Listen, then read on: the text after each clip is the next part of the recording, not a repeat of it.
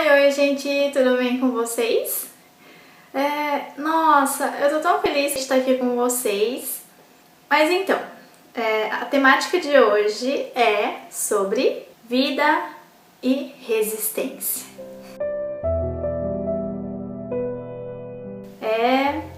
Eu acho que esse tema vai doer um pouquinho, mas eu acho que vocês são resistentes. Pois é, gente, por que nós resistimos às tantas coisas que acontecem na nossa vida? Tô passando um bichinho aqui.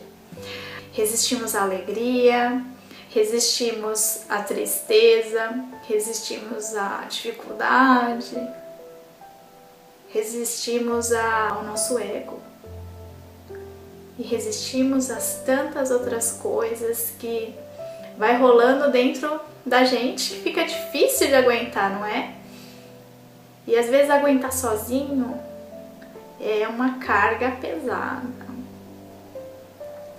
Hoje eu vou estar abordando sobre esse assunto porque eu andei refletindo sobre algumas coisas na minha vida e eu, tantas quantas muitas outras pessoas, tem aquela frase, né, enrustida na mente da gente.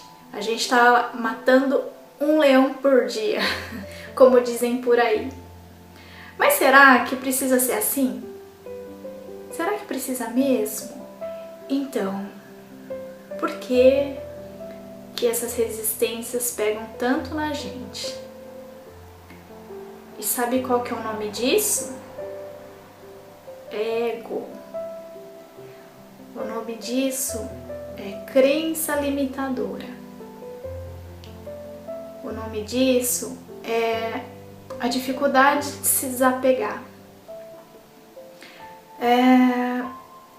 Eu vou estar dando alguns exemplos aqui e pode ser até da minha própria vida, né? Para vocês entenderem um pouquinho mais sobre como é que o bicho pega dentro da gente.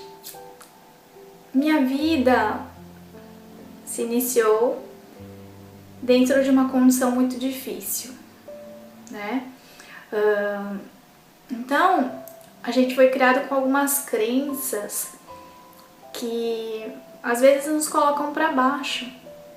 Por exemplo, pela questão de você não ter condições, né? Ter uma condição mais baixa do que os demais, você acaba meio que se rebaixando, digamos assim, mas não é uma culpa isso, entende? São crenças que foram sendo colocadas diante de você. Por exemplo, uma coisa que eu reparo muito, e não só dentro da minha vida, mas dentro de vidas de outras pessoas também, né? Que rola esse tipo de sentimento, né? Um sentimento de não ser merecedor daquilo. Então, por exemplo, desde criança, na minha casa a gente tinha muita dificuldade de ter as coisas, né? Então, por exemplo, enquanto todo mundo já tinha televisão, sei lá, videogame, sei lá, telefone, videocassete, né? Que é da minha época. A gente mal tinha televisão e ela só pegava 2 canais. E um canal era a Globo e a outra era a Cultura. E a Cultura só pegava se você colocasse um Bombril lá, né? Eu acho que se você é dessa época, né, do Bombril, deve ter usado muito. Mas enfim, onde eu quero chegar com isso? Tem coisas que quando a gente coloca dentro da nossa cabeça, dentro da nossa mente, como, por exemplo, você vai na casa de uma pessoa onde tudo é muito farto, e você olha aquilo e se compara à sua situação, certo? Então, você se julga, né? Muitas vezes, eu não digo que são todos, né? Não digo que é todo mundo que pensa dessa forma, mas eu acho que tem muita gente que tem essa crença de não merecimento. A pessoa vai na casa de uma pessoa que tem muita fartura e pensa, nossa, essa pessoa tem sorte. Na minha casa a gente não come isso, a gente só come ovo. E na minha casa era difícil entrar camarão. Camarão, e tem uma outra situação também que eu falo sobre um presunto, né?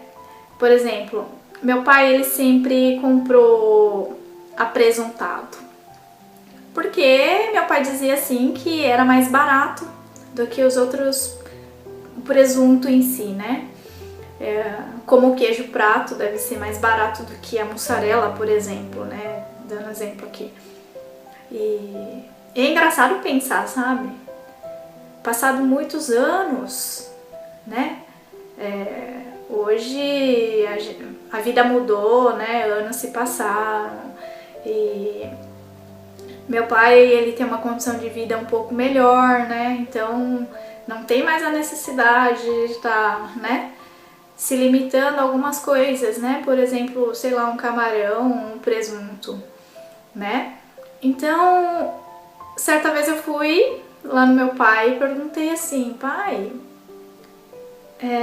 por que você ainda compra apresuntado? E ele falou assim, eu não sei.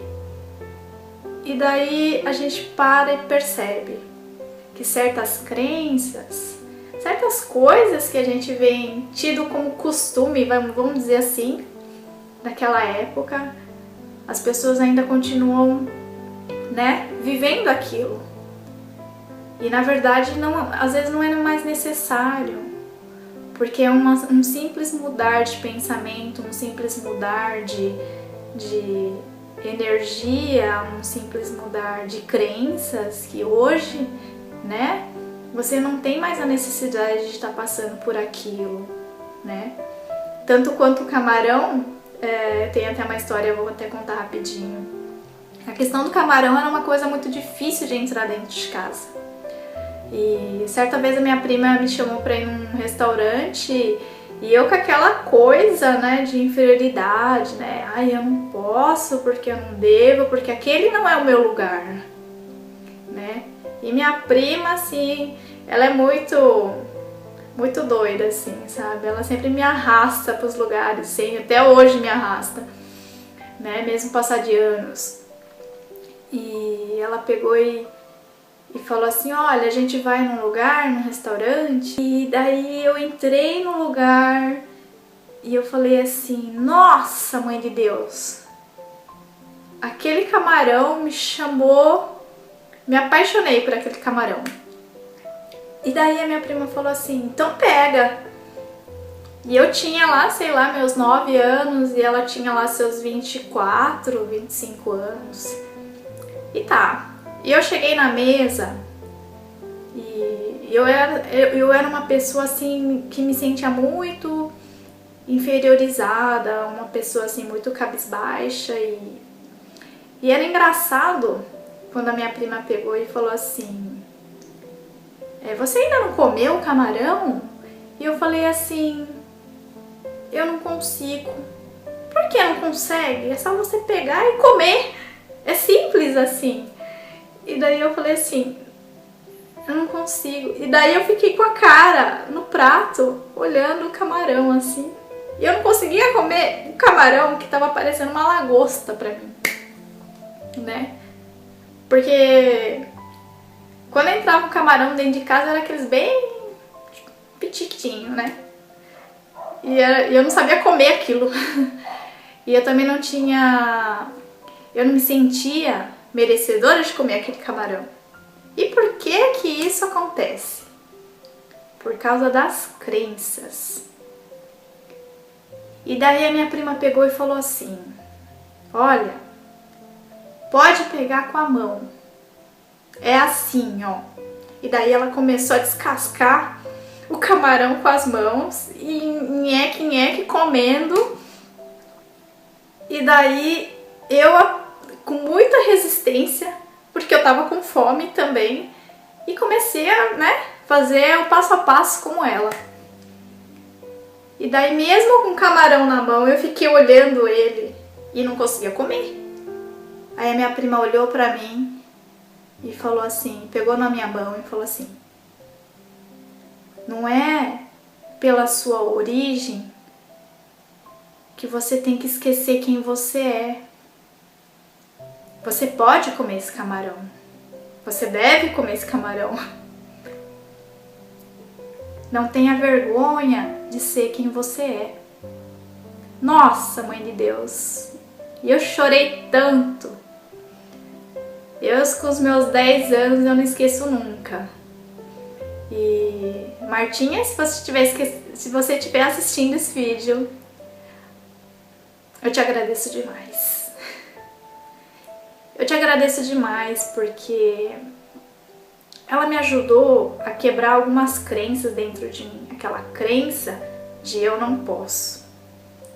E eu acho que inúmeras pessoas devem ter essa crença ainda hoje. E aquilo que pega. É aquele sentimento que pega. Uma coisa que vocês podem notar é o quanto o ser humano é resistente. Mas tem a resistência boa e tem a resistência que é um pouco complicadinha aí, que dá umas freadas e dá umas podadas na sua vida. Aquela resistência complicada é quando você quer dar um passo e não vai por medo. Você não vai porque acha que não é merecedor, porque você acha que aquilo não é pra você, porque você acha que aquilo não te condiz a sua situação. Mas eu acho que isso, gente, a gente tem que mudar dentro de si. Porque é muito complicado quando vem outra pessoa de fora e diz pra você: você não pode pensar assim, você tem que fazer assim e assim assado. Mas a real é que se você não conseguir se aceitar primeiro, todo o resto fica complicado. E eu tenho uma outra situação também que eu vou falar bem rapidinho. Durante a minha adolescência, eu também tinha uns bloqueios bem ferrados, assim, sabe? Eu era muito chorona. E eu me lembro que teve uma amiga minha que ela pegou de tanto que me encheu as minhas paciências e falou que aquilo era possível, e daí eu entrei de cabeça no esporte. Foi a melhor fase da minha vida, né? Eu treinei muitos anos, né? Então, assim, eu treinava handball e muita coisa que passou na nossa vida, a gente foi bem parceira mesmo nessa jornada aí de esporte. Teve uma seletiva num lugar que eu imaginava assim, né?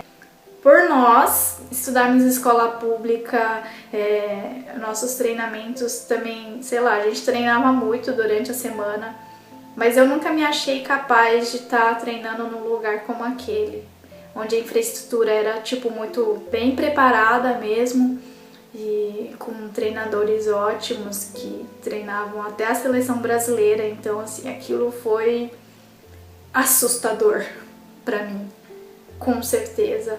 E pensar que daquele lugar saíam atletas que iam para a seleção brasileira, aquilo me deu um frio na barriga e eu pensei: não, eu não consigo, eu não posso, eu não sou merecedora, porque caramba, o que eu vou fazer lá?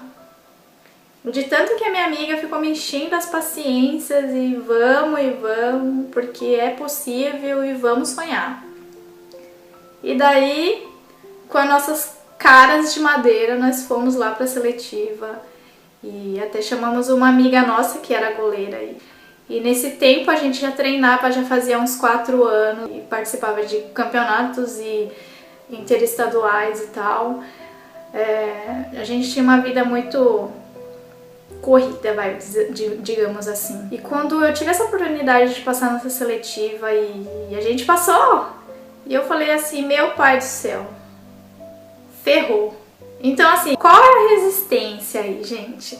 a resistência de achar que não é merecedora, porque ferrou, porque você não consegue, porque o ambiente é muito, sei lá, né, de rico e você se sente pobre. Então aquilo pegou, sabe? Enquanto todo mundo tinha, sei lá, o melhor tênis pra treinar e a gente tava lá com o tênis que a gente andava no dia a dia lá. E a gente, com a maior humildade, a gente pisou naquelas quadras e foi a melhor sensação do mundo. Passar pela nossa resistência de olhar para aquilo e falar assim, nossa, eu consigo estar aqui. E sabe o que é bom sobre tudo isso? Que a gente começou a abrir espaços dentro da nossa mente com aquela oportunidade. O que é abrir espaços? É se desapegar de crenças limitadoras, as crenças que pegam a gente, te deixam para baixo e falam que você é incapaz. E aquilo foi ótimo. E daí, passado um tempo, a gente treinava muito lá e era super exaustivo, super forte. O treinador era muito exigente. Teve até uma situação em que a gente foi para uma clínica e eu vou dar uma explicada o que é uma clínica. Clínica é um local onde você fica em isolamento. Eles isolam os atletas para treinar pesado mesmo, para você não ter contato com ninguém, você não pode ter celular, você não pode nada. Você tem um cotidiano regrado entre nutricionistas, alimentação balanceada, treinamentos, horário de sono, horário de... Nossa, era muito ferrado mesmo. E daí a gente se bate de frente com a gente mesma, a gente se bate de frente com o nosso próprio limite mental, limite físico, e vai vindo aquelas crenças de novo, isso aqui não é pra mim, isso aqui não dá. E olha só que engraçado, né? Quando eu pensei que a gente ia ter um momento de diversão, tinha uma piscina lá, sabe? E daí o treinador falou assim, 40 minutos só na piscina. Aí eu pensei, nossa, a gente vai brincar agora, né? Vai ser super da hora. E daí ele colocou o time inteiro dividido em dois, né? Tinha muita gente mesmo. Do pessoal do handball, tinha uma galera acho que do vôlei também, não sei. E tinha algumas crianças, aqueles tipo do pessoal do xadrez, mas eles ficavam num outro local afastado. Mas e daí eu pensei, vou brincar agora na água, né? Tipo, eu não sei nadar, mas pra brincar tá tudo certo, né? E daí o que ele fez? Ele colocou aqueles dois times na beira da piscina batendo a perna. E daí todo mundo tava pulando e tinha que passar dentro daquele meio. E eu falei assim, quando chegou a minha vez, eu falei assim, eu não vou, porque eu não sei nadar. E daí ele disse, você vai. Não, mas eu não sei nadar, eu não consigo. Você vai agora, porque se você não entrar dentro se você não pular na água, você vai embora agora e você vai embora para sua casa. E daí o bicho pegou. Ele era muito rígido, gente. E eu pulei. Pulei no meio do caminho, com as pessoas batendo a perna lá, e eu lá naquele afogamento desgraçado. Me jogaram aquele pau de limpar a piscina e eu lá tava tão desesperada que eu não enxergava aquele pau lá pra mim me apoiar. E daí o treinador pulou na água com roupa e tudo e me tirou da água. E eu lá, depois de pegar um fôlego, eu falei assim, eu não consigo, eu falei que eu não sei nadar. E ele falou assim, quem disse que eu quero saber se você sabe nadar ou não? Eu falei, você é louco? E daí ele falou assim, eu quero saber até onde vai a sua resistência com você mesmo. E eu falei assim, minha Nossa Senhora, eu queria matar ele, eu queria esganar ele. Eu tava tão lascada com ele que eu não tava vendo coerência naquilo que ele tava falando. Ele tava pensando o quê? Que eu ia ter uma resistência física? Eu me afoguei lá, caçamba. Mas não era isso que ele tava querendo me dizer. Ele, depois, mais tarde, depois que passou, né, a gente foi conversar, sentar pra conversar, e ele me disse assim, Sá, eu tava testando o limite da sua resistência com você mesmo. O quanto você é capaz de aguentar a se superar. Quanto você é capaz de quebrar certos processos de resistência dentro de você. E eu falei assim, meu Deus do céu. E eu sentei e eu não disse nada.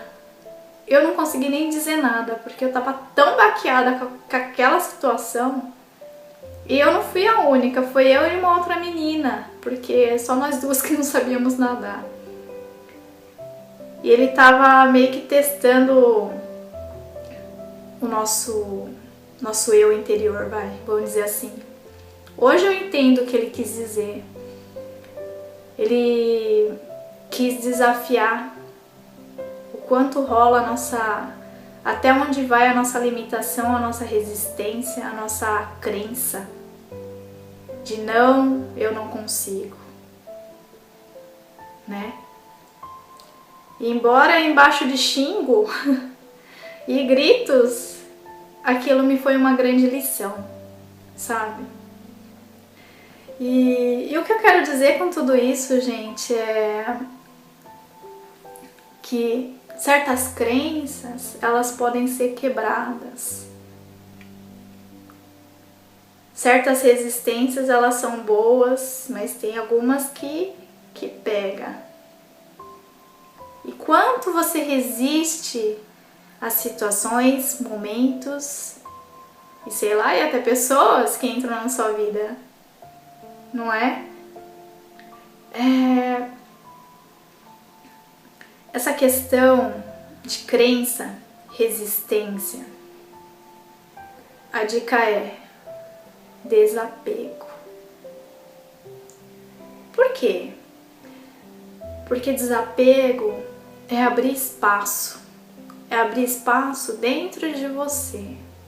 É você se desapegar de padrões, processos que estão rolando aí dentro de você, que estão te impedindo, que estão te podando, fazem com que certas coisas que poderiam estar rolando naturalmente, você impede. A dificuldade nisso, porque você poda certas oportunidades, certos momentos, e você se condiciona a ficar imobilizado pela vida.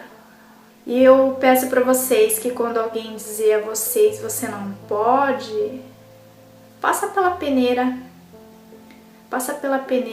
da consciência, passa pela peneira do coração.